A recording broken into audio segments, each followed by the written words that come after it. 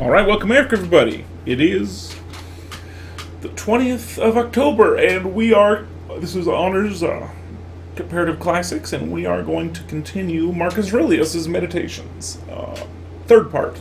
We'll probably end up doing 4 parts. I don't think we're going to go over that. Just, it's not that long of a book, to be honest with you. So, all right, we're going to get into it. I think we left off a couple slides into Book 4. I rewatched the lecture, so I think that's where we are.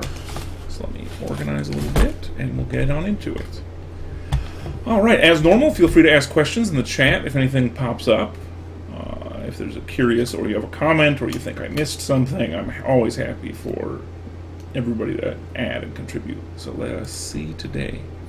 Okay, so my notes said we ended here. I think we got somewhere on, like, here. That's where I'm pretty sure we stopped. Somebody can check me while I get my notes ready. Alright. I'm actually going to double check my book, too. Yes. Looks like we got to... Yeah. So this is where we left off, I think. We did not talk about death like birth, are secrets of nature. Yeah. In our pre-discussion, by the way, for those of you who weren't there, if, say, you're a community member, we did discuss Marcus Aurelius and death, and Marcus Aurelius and kind of his view of expansionism, and, like, how does war fit into this, being an emperor who spends, like, 10 years of his reign on campaign. The funny part, that's basically what every good Roman emperor had to do. You basically had to spend almost full time on campaign. So that's part of the fun. All right, so this is from Book 4, number 5. He says, death, like birth, is a secret of nature, a combination of the same elements, a breaking up into the same, and not at all a thing, in fact, for any to be ashamed of, for it is not out of keeping with intellectual creature or the reason of his equipment. So we, again, just because Stoics think there's a unity doesn't mean everything is comprehensible. The Stoics definitely have mysteries. Mysteries are things that are hard to comprehend, or require, or aren't clearly aligned, or, because think about it, if there is a infinite thing, or even if you're Stoic, I guess, a finite thing that is much bigger than us, because they're not that definitional on God. But if God and the universe and nature is this huge thing that is all created things, all material reality, can our not all material reality encompass it? No. So there are secrets outside of it, right? Like, our brains are finite. They don't have that, and let's be honest, even if Stoic reality is not infinite, it is so large our minds can't contain it. So there are going to be secrets even in something like this. All right. Now this is where we start to get into the key. This is, I think, 7. And it's pretty short, but this is where we start to get some of the key Stoic reactions to physical reality. My PowerPoint just says, feeling harm disappears as long as you transcend it. I'm going to quote the book, because he uses cooler words than me. Efface the opinion, I am harmed, and at once the feeling of being harmed disappears. Efface the feeling, and harm disappears at once. So basically, Stoics believe heartily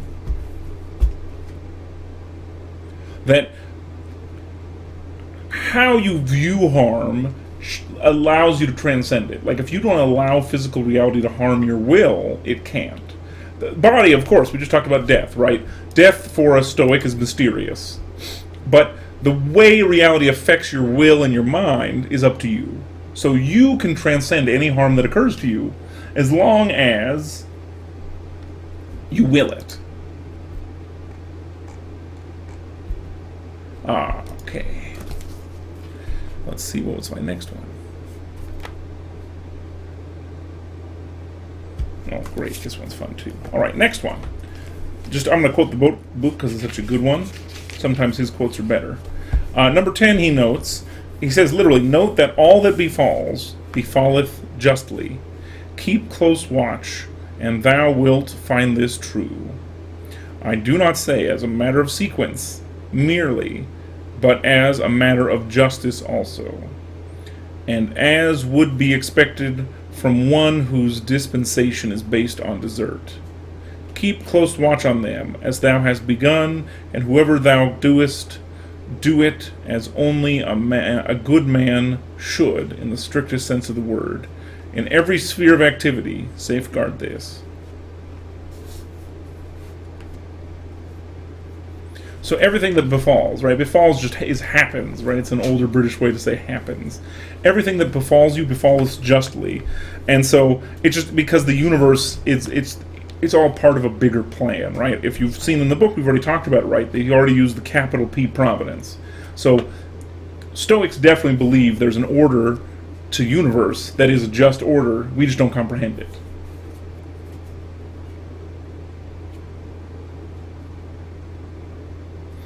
Okay, let's see. What's my next one? Oh, this one's fun too. We're talking about death, right? The next one, we talk about what do others say about us after our death. Let me find this one.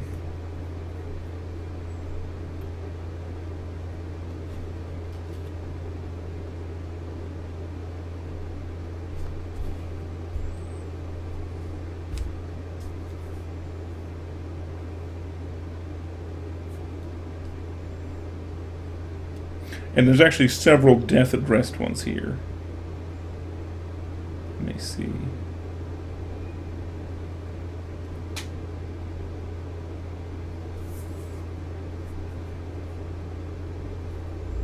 I'm rereading my notes.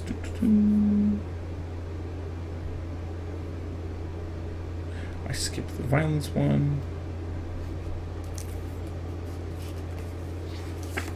All right.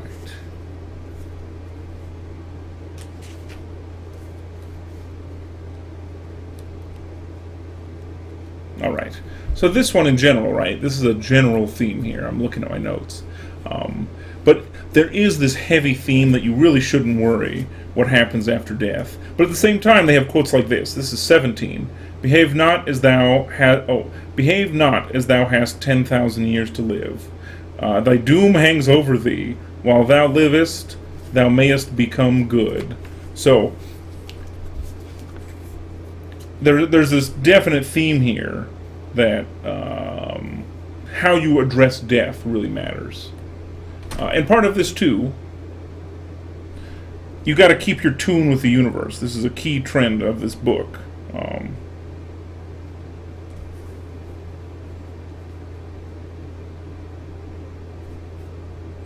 this is what, 23? Let me see. Yeah, 23. All that is in tune with thee, O universe, is in tune with me. Nothing that is due to time for thee is too early or too late for me. All that thy seasons bring, O nature, is fruit from me. All things come from thee, subsist in thee, go back to thee. And then he mentions two very specific Roman quotes.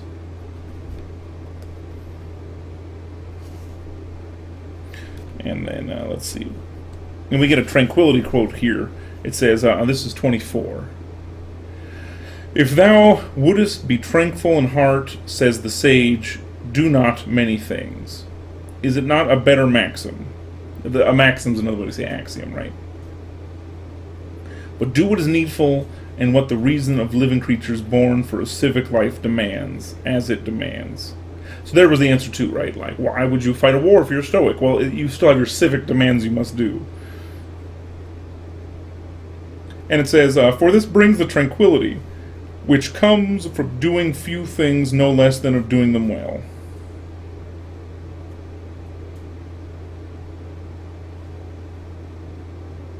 And he asks a good question you should always ask in your life. Is this one of the unnecessary things? Because he basically says 9/10 of things are probably unnecessary. All right. And again, there seems to be a theme here. We get a little bit of more on life is short.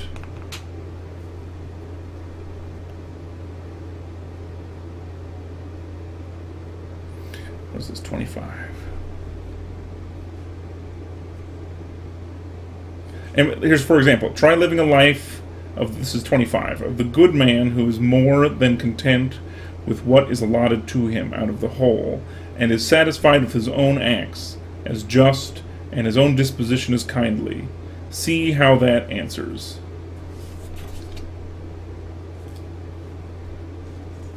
And finally, of course, we get that's funny, the black character. Do I have it on the next one? Let me check. Click. Alright, nope. And here. Fantastic. Alright, any comments about this? So far, we're pretty much in the stream. This is 26, I think, this quote. Let's see. Thou hast to fret on the side of the picture. Now look at this. Fret not thyself, study the simple. Does a man do wrong? The wrong rests with him. Has something befallen thee? It is well. Everything that befalls was from the beginning destined and spun for thee as thy share out of the whole. To sum it up, life is short. Make profit of the present by right reasoning and justice. In thy relaxation, be sober. And yeah, this is the Stoics. This is how they look at it, right? Right reason and sobriety and, doing your duty. And again, they believe there's a unity to the universe, so this again implies there'll be both a better existence now and a future benefit to that existence. So, something to keep in mind on. Alright. Oh yeah, another picture. This is literally a rendering of the Romans fighting the Germanics, which is these wars that he's fighting. It's never pretty to fight half-naked German dudes in a forest. Yeah, that's a history lesson for everybody. Okay, and then he has an interesting kind of cosmology about the universe. Either there's a well-arranged order or total mayhem. Let me find this. This is 27, I think. Yep. Either there is well-arranged order of things, or it's a maze indeed, but not without a plan. Or can a sort of order subsist in thee, while in the universe there is no order? And what too when all things, though separated and dispersed, are still in sympathetic connection? So, even when things look in mayhem, Stoics believed there's at least internal order in you, which reflects the internal order of the universe. So apparent chaos doesn't mean the universe is actually chaos. Again, it's that internal castle, right? The throne of your reason. It's their focus on, the internal orders. All right. This one is very interesting considering our setting.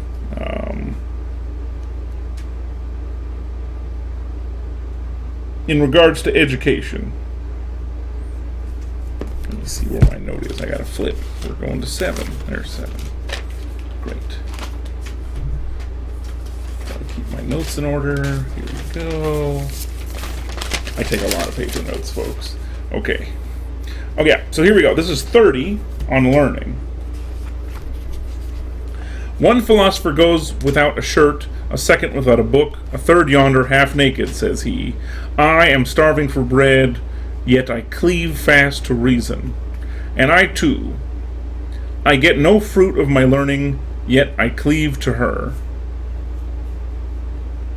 And he mentions next, cherish the art, though humble, that thou hast learned, take thy rest therein, and pass through the remainder of thy days, as one within the whole soul has given all that is in his trust to the gods, and made himself neither tyrant nor slave to any man. So for a Stoic, learning is the end. And specifically, learning should not be for material reward. That's like the wrong way to go. Again, many, I would say, ethical philosophies agree with this, right? If you're learning for the material reward, you're missing the point. If there happens to be a material reward, that's different, but the goal matters. All right. This one, value and proportion should relate to everything. I think this is 32. Oh, by the way of illustration, upon the times of Vespasian, this is one of the emperors.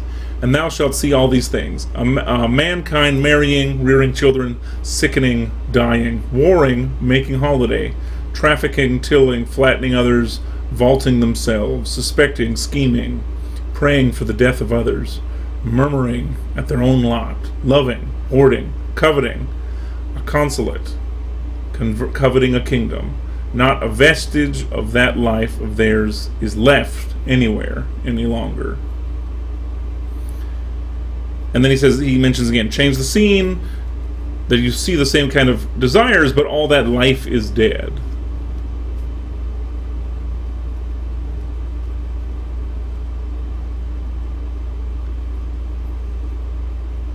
And he says, but above all must thou dwell in thought upon these whom thou hast thyself known, whose following after vanity, neglected to do the things according to their own constitution, and cleaving steadfastly thereto, to be content with them. And there is essential to remember the due sense of value and proportion should regulate the care bestowed on every action. For thus wilt thou never give over in disgust, if thou is busy not thyself beyond what is right with lesser things. So he mentions constitution a lot from here on out. Constitution, the way he uses it, constitution can mean like your health, right, or your kind of your strength of. I'm trying to think of another way to say constitution.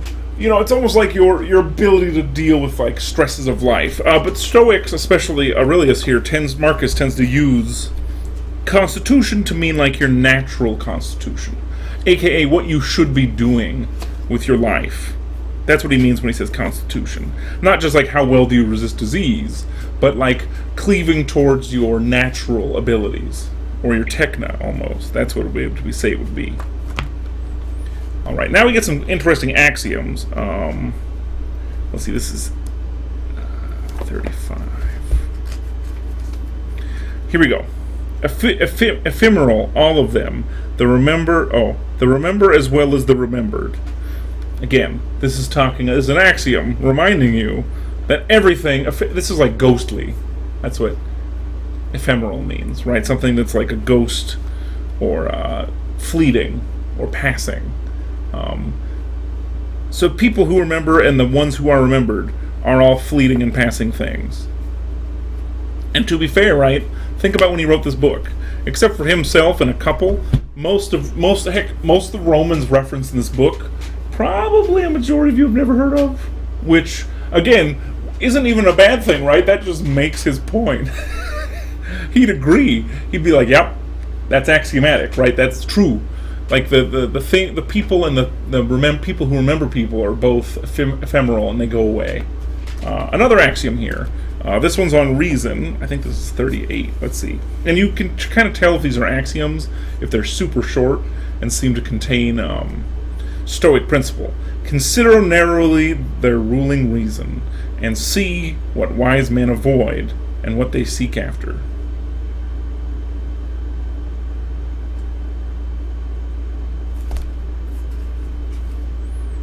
There we go. So you learn from the example of others.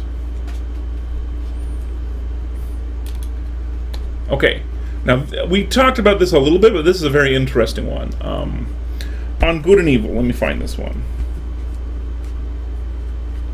This is the next one. 39. Harm to thee cannot depend on another's ruling reason, nor yet on any vagary or phase of thy environment. So here's the thing, right? While Stoics are called materialists in the introduction, they're not actually materialists, really. Right? So basically, other ruling reasons, interaction with yours or the environment, can't affect harm to you. And he says, on what then? On the power of thine judgment, and all is well. Oh, man. Oh, yeah, sorry. Of the judgment of what is evil. Let this, then, pass no judgment, and all is well. Even if the closest associate, the poor body, be cut, be burnt, fester, gangrene, yet let the part which forms judgment about these things hold its peace. That is, let it assume nothing to be either good or bad, which can befall a good man or a bad man indifferently. So things that affect everyone, he points out, don't let those affect you because they're not actually good or evil. If it affects everybody equally, it's not like an ultimate good or evil. So, like if a plague comes and kills people, right? It just is. Deal with it, kind of. That's what he's saying. Because otherwise, he says here, for that which befalls alike, the man who lives by the rule and the man who lives contrary to the rule of nature is neither in accordance with nature or contrary to it. So things that happen to everybody equally just are. And again, literally in English you would say, deal with them stoically. Like, that's a phrase we'd use in English. People have almost never studied the Stoics anymore. But it's that idea that things that are beyond, that fall on good and bad men alike they just exist. They're not bad. They're not evil. They just are. A very interesting view. And part of this, it's actually directly tied to it, this kind of the seasonality of all things.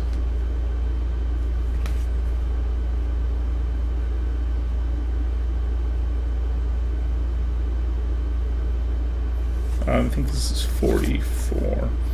Yeah, everything that happens is usual and familiar, as the rose in spring and the fruit in summer. The same applies to disease and death and slander and treachery and all that gladdens the foolish or saddens them.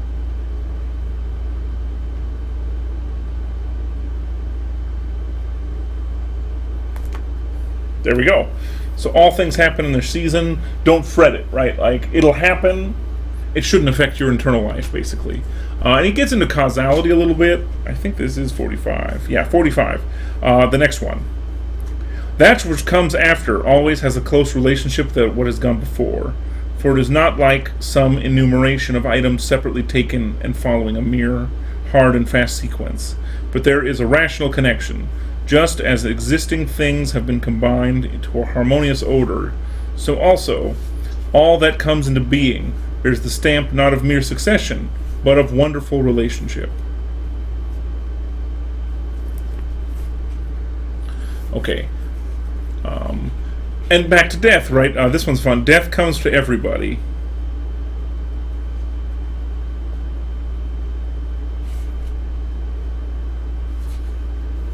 I think this is 48. Oh, yeah. This is 48.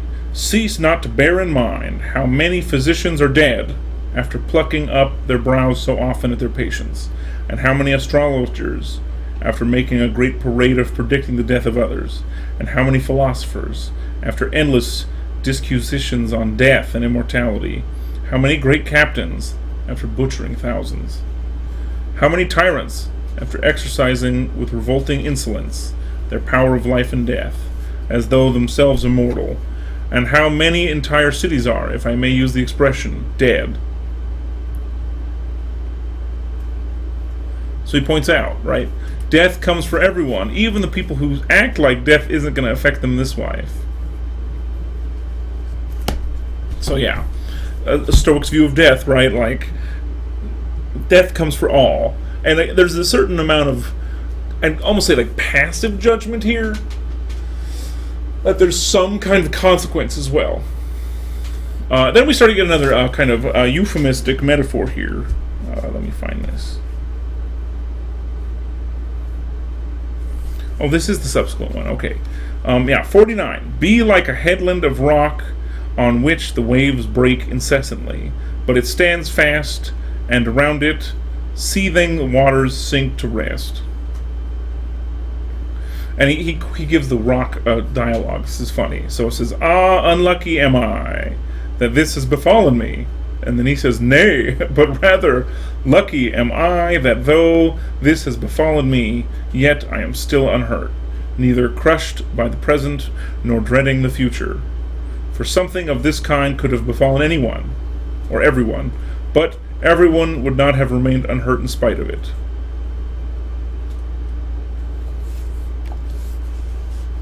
And he kind of gives a pep talk here, which is pretty funny. All right. And this is interesting, too. He makes a point here at the end. Well, he has a quote at the end of this, too, I should read. This is another axiom. "This is no misfortune, but to bear it nobly is good fortune."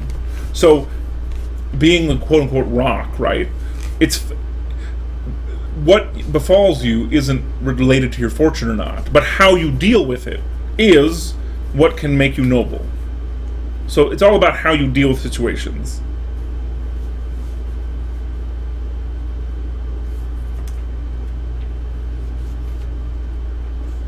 Yeah, and finally, he makes a point, just the last one, right? He talks about fighting death, you're no better off than those who are taken early. It's all about your level of goodness, not if you die or not. All right, any comment on Book 4? Questions or clarification? I'll give us 30 seconds while I sip my tea again. This is a long one, but I felt like Book 4 had some good gems here.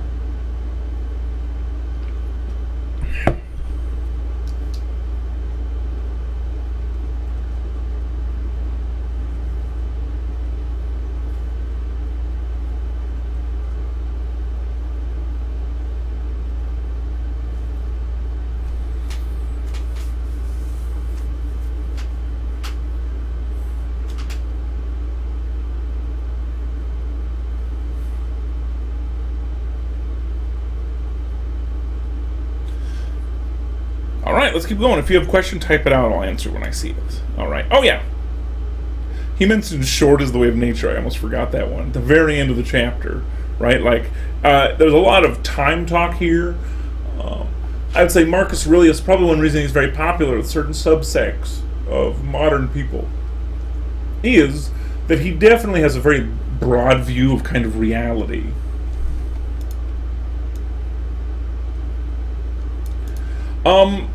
Somebody asked a question on that rock metaphor. Is the sentence saying that it's better for the waves to hit this rock because others might not have been able to handle it? Kind of. I shouldn't say kind of. There's definitely a view in Stoic thought. Like in that example, he kind of says that, right? He says, "Thank goodness it's me. Others might not have been able to handle being the rock, but I will handle it." Stoics believe that's the correct view for everything. Does that make sense? Like, wherever you are, you're the rock. So, you have a certain constitution to deal with your life. So, if you have the right attitude, everyone can deal with their life. It doesn't actually matter what the situation is. So, yes. So, in specific, you're there, kind of reality's hitting you, but you're still the rock and you're meant to be there. And other people couldn't have handled it as well as you. So, in a way, it's everybody is uniquely capable of handling their situation with the right frame of mind. That's basically the Stoic idea. But yeah, that's a good point. Because it's not that everyone could be the rock, but in everybody's situation, there's a way for them to be their own rock. I think that would be the Stoic explanation. So because of the universe, providence, God, fate, all the things you can call it, destiny, right? The Stoics would say, you have your destiny that's in the unity of the plan. So if you embrace kind of your inner reason, you can be the rock in your situation too. There's even I think it's in chapter 5. Let me find it. There's a St. Paul quote here. Related to it. Where did I write that? Yes, let's see. This is book 5. 18, and our translator points out that this is literally probably a direct take from scripture. Here we go. Yeah, this is a good. I'm going to mention it here because I don't actually think I put it in the PowerPoint, but it's a good point. Book 5:18. Nothing befalls anyone that he has not fitted by nature to bear. Others experience the same things as thou, but either from ignorance that anything has befallen them, or to manifest their greatness of mind, they stand firm and get no hurt. A strange thing indeed, that ignorance and vanity should prove stronger than wisdom. And this is a basically direct reference to St. Paul's letter to the Corinthians. What is that? Book 10, chapter 13. So there's some overlap here between the Christians and the Stoics, right? There's this idea, Stoics do believe that there's God / the universe / nature doesn't give you things you can't bear if you have the right mentality. Right now, the Christians wouldn't be enthroning your reason, right? Theirs would be submitting to God, right, and believing in Christ. But the Stoics don't believe that, obviously, right? But the Stoics have they have some of the same ethics, metaphysics, and ways to deal with suffering. So a lot of times when you're studying philosophy, Certain Stoic ideas and Christian ideas have overlap, for sure. Yeah, most definitely. And reading kind of, what would I say, Christian mysticism or Christian practice does have some Stoic elements. Like, Stoicism kind of died out, but one reason it was preserved is it has something to say. Like, the Christian world found some goodness in Stoicism and adapted it to Christianity, for sure. That's a great question. All right. Let's keep going, book 5. Since I'm already talking about it, let's jump in. And if I somehow mention that point I made already, we'll just say, oh yeah, I mentioned that. So I love the axiom at the beginning of this. This is the ultimate Roman Stoic axiom. So I just said, I am rising for a man's work. But it says, at daybreak, when loth to rise, that means you don't want to get up, right? Have this thought ready in thy mind. I am rising for a man's work. And then, am I then still peevish that I am going to do that for which I was born and for the sake of which I came into this world? Or was I made for this, that I should nuzzle under my bedclothes and keep myself warm? And then his the weak part of him says, but this is pleasanter.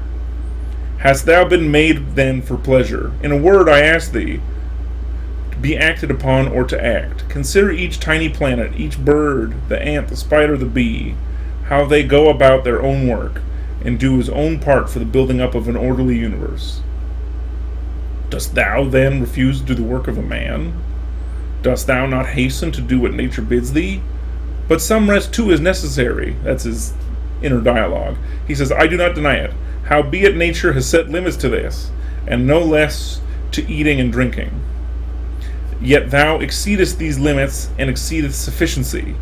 But in acts it is no longer so. There thou comest short of the possibility. And he goes into, for loving thyself, he says, this is still number 1, actually. For thou lovest not thyself, else surely hadst thou loved thy nature also, and do her will. This is interesting. So Stoics think if you really love yourself, not just like you're distracting yourself and looking for pleasure, you'd love your nature, which means you do what you were designed here to do. So again, Stoics believe in an ultimate order of the universe. Again, remember we talked about that Christian overlap? So Stoics, even though it's a pre-Christian philosophy necessarily, there's certain points of Stoicism and Christianity that are definitely converged in a way. And there's different ways to say it. You could say that a bunch of Stoics became Christians and brought their ideas, or Stoics and Christians are both describing true things about reality in different ways. Those are 2 ways you can think about it. I'm not going to prescribe to you which one I think is correct, but we'll talk about that later. I don't want to poison the well. All right. Being at perfect peace. A goal of Stoicism, basically.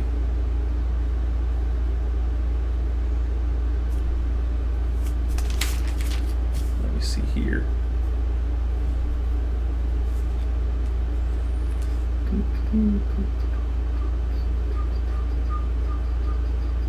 I want to find the quote I had. I think this is 5. Let me see. Yep, so this is number 2, actually. He says, how easy a thing is it to put away and blot out every impression that is disturbing or alien, and be at once in perfect peace. So Stoics thought, as we've talked about, right? He's re-mentioning this, that to be a good Stoic, you have to kind of blot out your sensory apparatus. So that's one of their goals.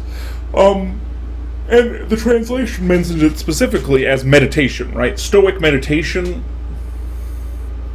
is the ability to block out distracting sense reality and focus on mind reality. And again, this is the part where our introduction mentioned it, but we've studied Plato, right? This is where some Stoic ideas are definitely Platonic, Neoplatonist ideas. The idea that our mind's reality is more real than our sense reality. That is a very Platonic elaboration. And again, these are all in a similar stream of tradition. So Marcus had read Plato, right? Marcus is in the he's in the Greco-Roman sphere. So he's encountering these ideas, and so they're not all completely unique. They don't have to be, right? They're building on each other, and this is one reason we do it. All right, next one. The best traits to display. Let me find this part.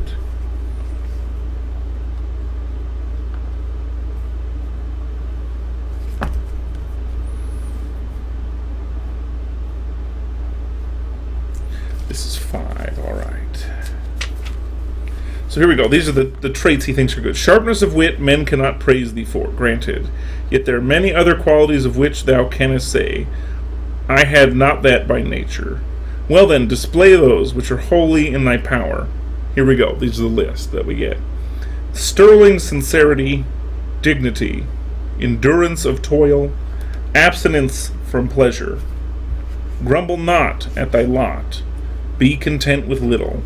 Be kindly, independent, serious, frugal, high-minded.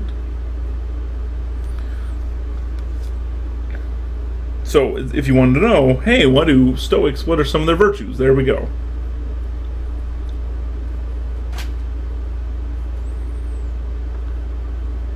And he keeps going to elaborate on this more. But it shows you, like, what are Stoics valuing, right? This is it. All right. And again, he keeps re-mentioning these points of fate because it's important. This is what, 8? Yeah.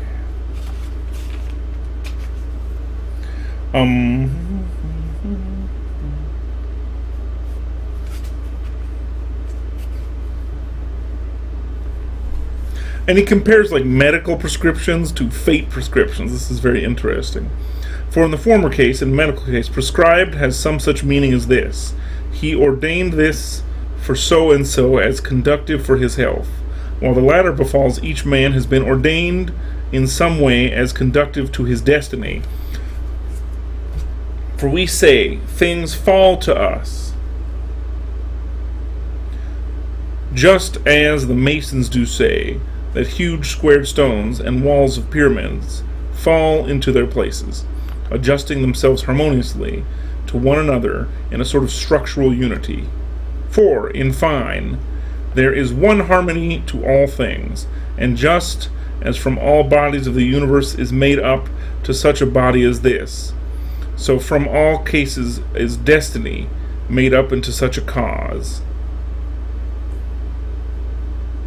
This is recognized by the most unthinking, as they say, fate brought this on him. So, then, this was brought on the man, and this prescribed for this man. Let us then accept our fate, as we accept the prescriptions of a doctor. And he says the guy's name, Aurelius, and the fact that these two, there are many, quote-unquote, bitter pills, but we welcome them in hope of health. So again, Stoics are all about accepting fate. They think there's a better plan for all of it. And we get a little bit here of the character of a Stoic mind. Let me see.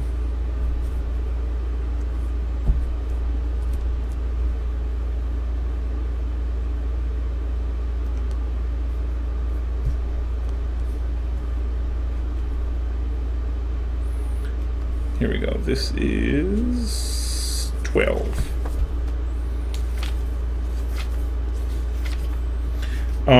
Here we go. He says, what are counted as good things in the estimation of many, thou canst gather even from this.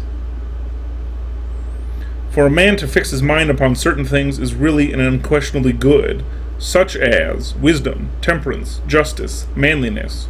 With this preconception in his mind, he could no longer bear to listen to the poets, by reason of wealth of goods, for it does not apply. But if a man fix first his mind upon the things which appear good to the multitude, he will listen readily and accept as aptly added to the quotation of the comic poet.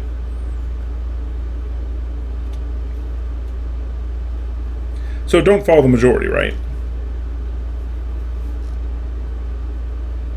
pretty easy. All right, next. This is a pretty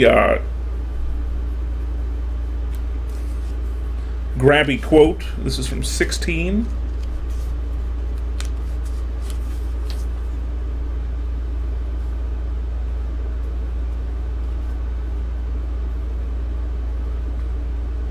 And this is a kind of a summation of Stoic life philosophy. Where life is possible, there it is possible to live well.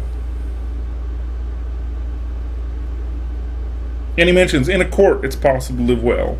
But also, the good then for a rational creature is fellowship with others. This is where we get to the community answer. Why would community matter? For it has been made clear long ago that we were constituted for fellowship.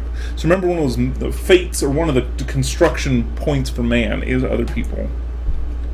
That we were constituted for fellowship, or is it not obvious the lower was for the sake of the higher, and the higher for the sake of one another?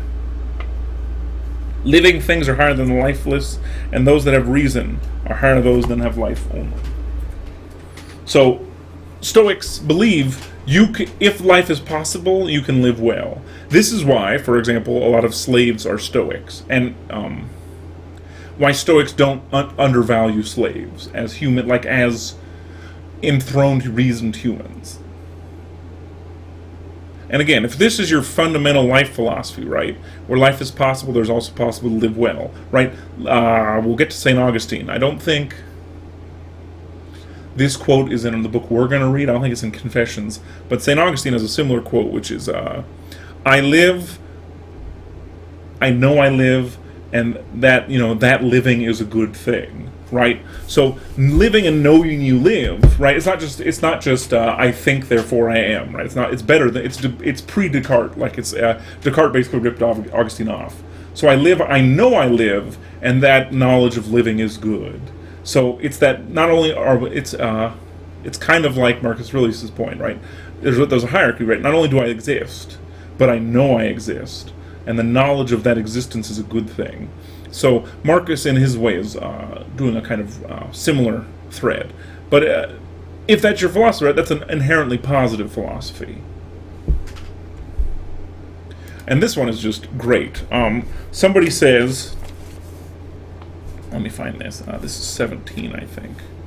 Oh yeah, 17 is a nice short axiom, but it's punchy. To crave impossibilities is lunacy, but it is impossible for the wicked to act otherwise. Again, this goes right in line with that acceptance of fate, right? If you're accepting your fate and the ability that wherever you are, you can be the rock of kind of your existence, and then if you're alive, you can live well. But then if you start wanting impossible things, you're insane, right? Like if the Stoics are right and everything is fate, then wanting after impossible things, you're basically destroying your interior life, right? By really desiring impossible things. And crave isn't just want, right? Crave is that feeling when you're just like, oh my, if I don't have it, my existence is destroyed, So think about craving the impossible, right? That it will destroy you. And the funny part, like this is why reading other philosophies is fun. Even if you're not a Stoic, this is true, right? Like it's an axiomatic. Again, this is why it's called an axiom, right? If you crave an impossible thing, it is insane. Now, if you have Disney philosophy, of course, it's not insane. Folks, real life is not Disney, right? Whatever you wish will come true. No, that's not true, right? Like if I wish to be a 2nd century Roman centurion, it doesn't happen. It's impossible, right? But it's okay. Like acknowledging that is part of reality, which is part of the fun.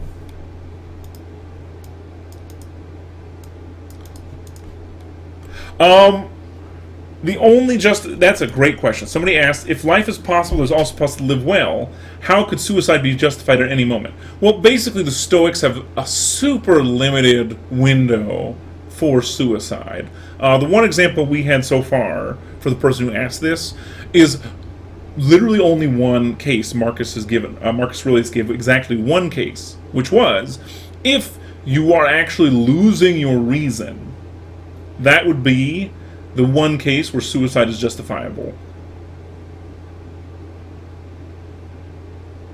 So, like, if you saw the end of your faculties coming, that would be where suicide would be justifiable, according to Marcus. So basically, suicide is unacceptable in every case except the case where you're losing your reason. So let's say, like, Alzheimer's, or you're going insane, something like that. So if you were, like, sane enough to see you're going insane, that might be. And he doesn't say it is. He say it may be a justified suicide. It's very, very specific.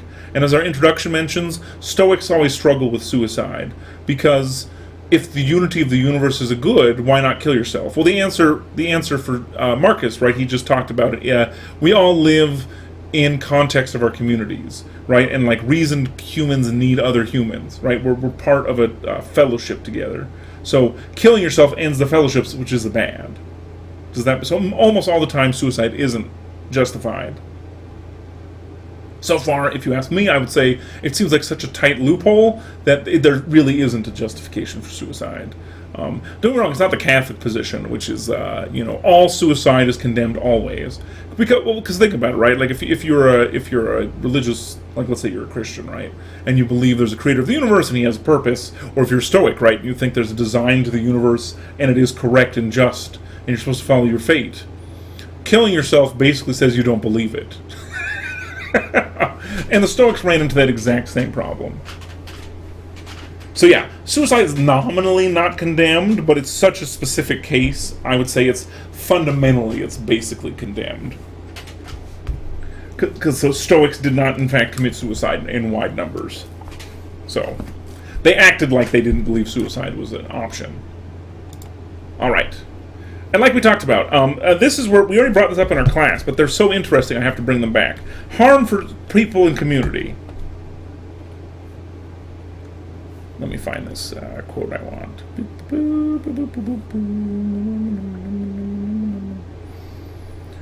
Yeah, we already talked about that, so we'll skip it. Yeah, this is 22. All right. Oh man, my time is flying. That which is not hurtful to the community cannot hurt the individual. Test every case of apparent hurt by this rule. If the community be not hurt by this, neither am I hurt. But if the community will be hurt, there is no need to be angry with him that hath done the hurt, but inquire in what hath he been amiss. So again, even this metric, right, we're just talking about suicide. By that one metric I just said, suicide's basically, there's almost never a justification for suicide. Right? Because suicide always has externalities. You're always hurting someone. So we've already lost the justification for suicide almost all the time. Bearing with life and reciprocity. This one's pretty easy, interesting too. 31. By the way, 31 is the subsection, not the page. He asks a question. How hast thou borne thyself heretofore towards gods, parents, brethren, wife, children, teachers, tutors, friends, relations, household? Canst thou say truly of them all to this day, doing no man wrong, nor speaking aught that is evil? Sounds like reciprocity. And call to mind all that thou hast passed through, and all thou hast found strength to bear, that the story of thy life is now full told, and thy service is ending. And how many beautiful sights thou hast seen, how many pleasures and pains thou hast disregarded, foregone what ambitions, and repaid with kindness how much unkindness.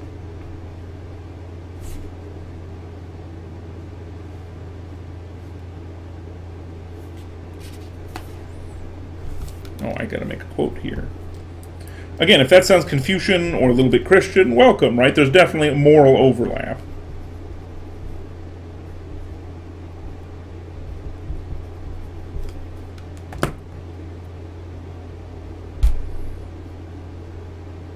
And then 32, I didn't actually put it on here, but I love it. I did, thank goodness. This is another biblical overlap. But anyway, let me read it first. Why do unskilled and ignorant souls confound him who has skill and knowledge? This is a cross-reference to St. Paul's letter to the first letter to the Corinthians, chapter 1, 27. And then he says, what soul then has skill and knowledge? even that which knoweth beginnings and ends, and the reason informs all substance, and governs the whole from the ordered cycle through all eternity.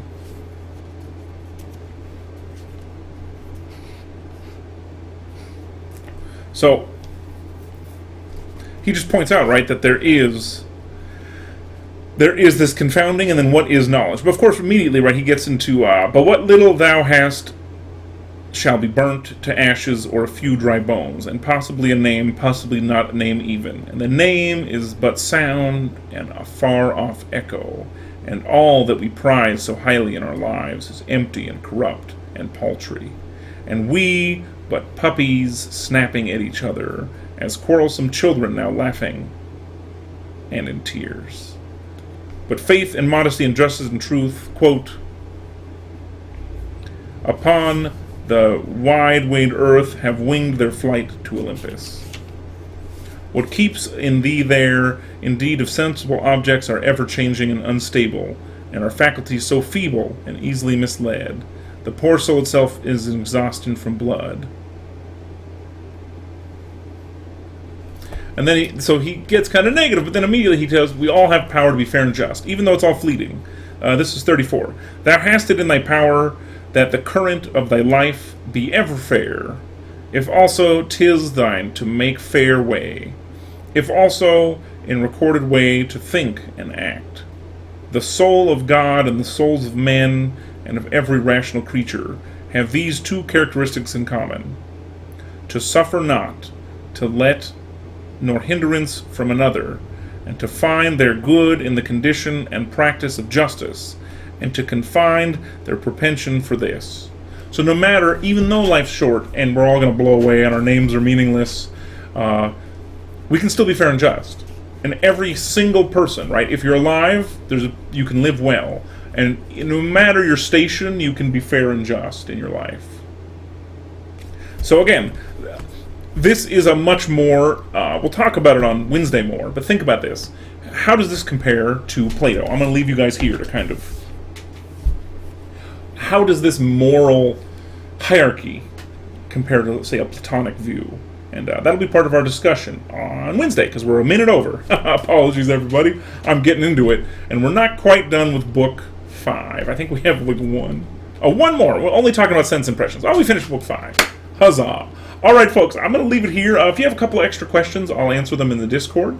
Otherwise, thank you so much for being here. I'm going to show you my conclusion picture. A nice Roman Senate picture. A little blurry, but still, it's a beautiful shot. Thank you all for being here. We will finish up. We'll get as far as we can on meditations next time. And thank you all for being here. If you have a question, I'll answer it. Otherwise, have a great week. I'll see you all on Wednesday. Bye-bye now.